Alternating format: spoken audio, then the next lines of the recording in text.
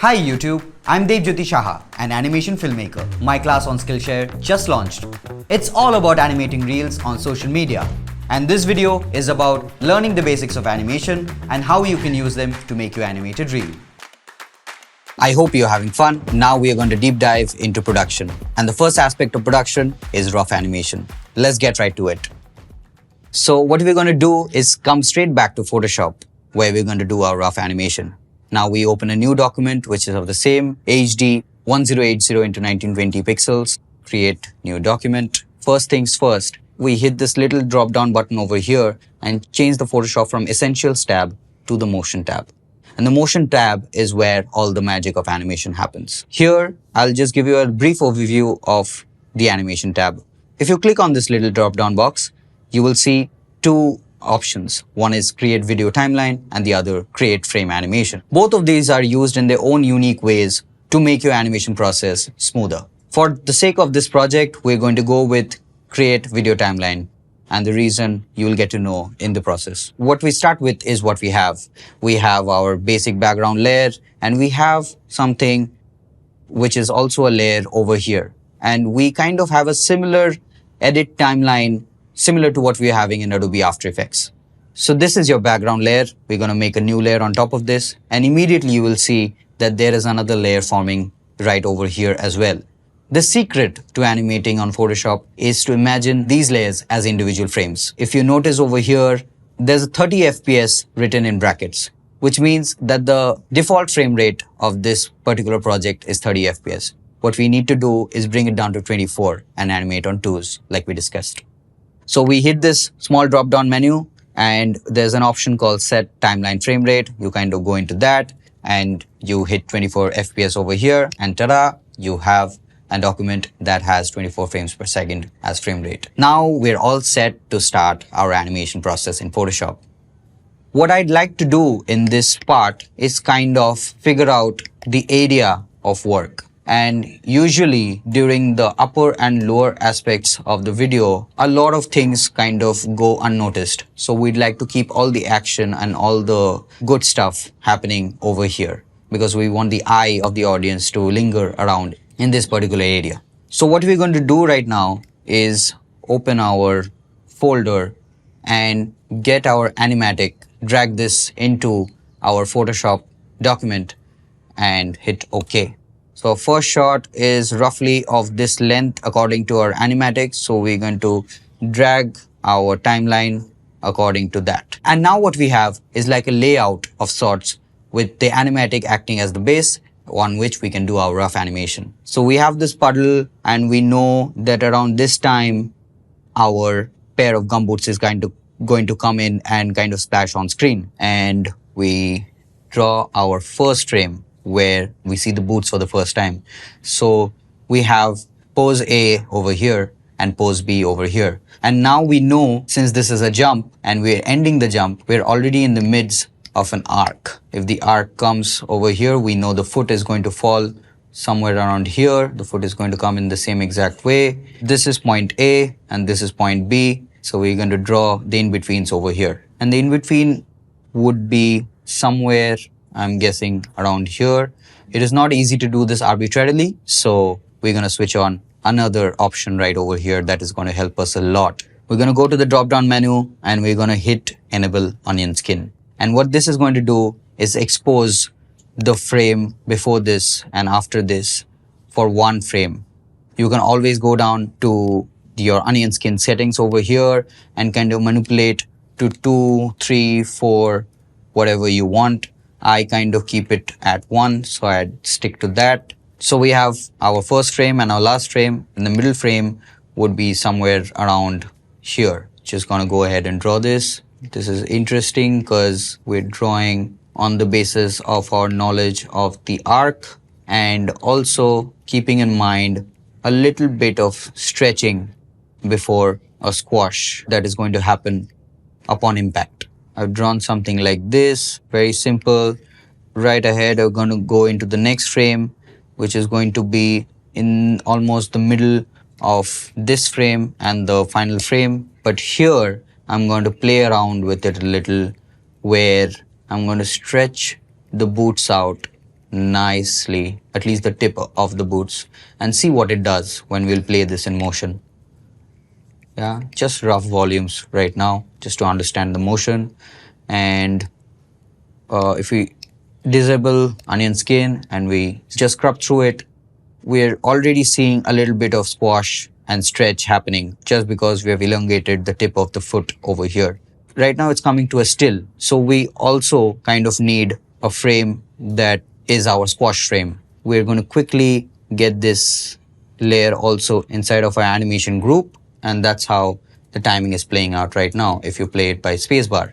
And if you notice, all of these frames have been dragged to be a part of this video group. And a video group is essentially like an animation layer where you have a particular number of frames that shows a motion or a piece of animation. So when we play out, it kind of plays out like this, and we're going to draw a squash version of the same, but we're not going to draw another from scratch.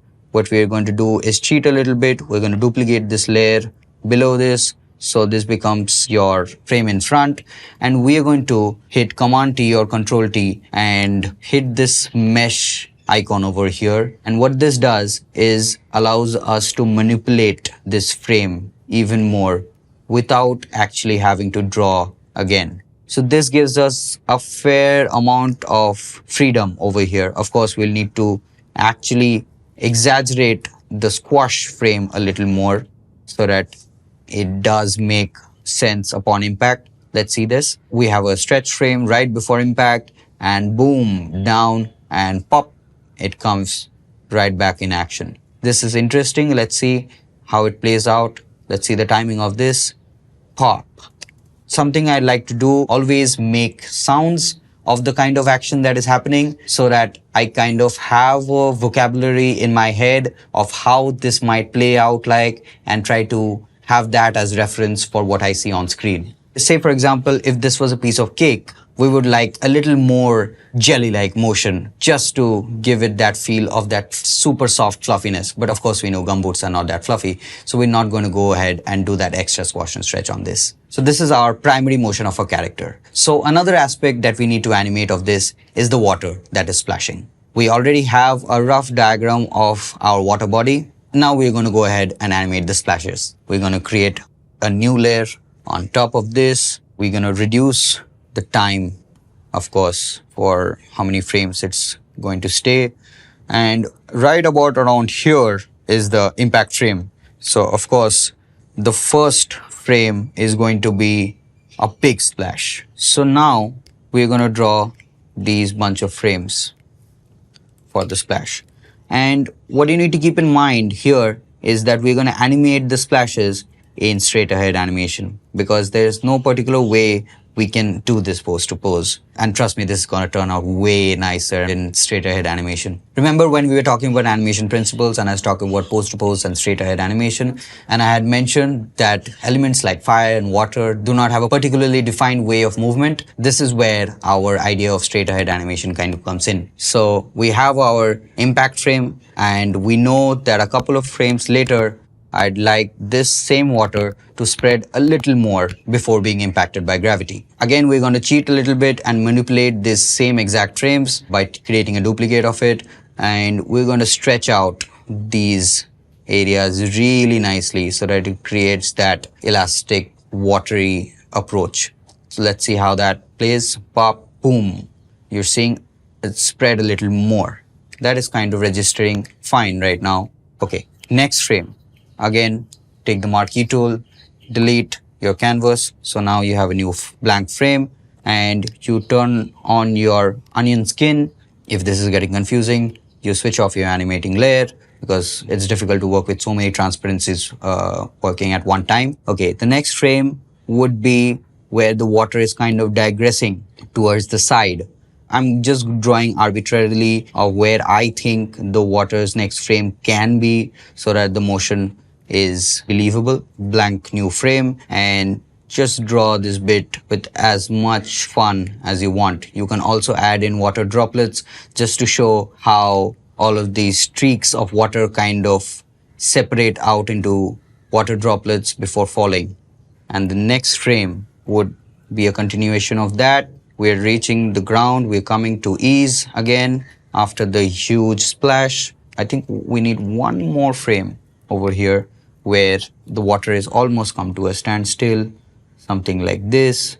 Great, perfect. We're going to disable our onion skin and we're going to play back. Let's see how that looks. Okay, I think there is a bit too much of pause over here on the first frame. So this can really be there for 2 frames. Let's try 2 frames exposure for the first frame. Let's see. Okay, better.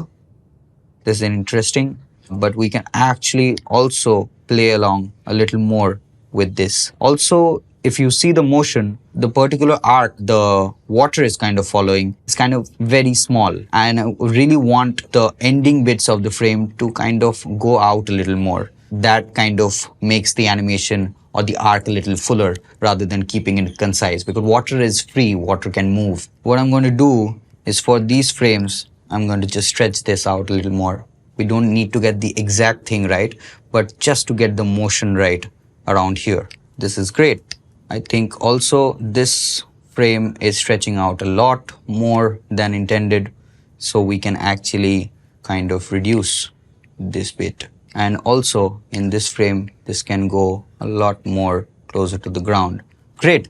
As you're seeing, that animation is quite intuitive. This process of back and forth is a very common thing in the process of rough animation. So we have our main character that is animated in pose to pose, and we have our water effects animation or the water splash animation that is animated in straight ahead. That's the end of shot 1. This is the place where you kind of mess around with the timing and spacing and also the drawings until it really clicks for you, because in cleanup, we're going to focus on details and style and stuff like that. So feel free to just go back, make all these little tweaks and little enhancements that will help your animation really breathe life. Thanks for joining me for this lesson. This was one part of my class on making an animated reel for social media on Skillshare. Join me in the full class to learn how to turn your ideas into an animation step by step. Click on the link below. I can't wait to see you there. Thanks for watching. If you enjoyed this video, feel free to like and subscribe to stay up to date on all of our latest videos.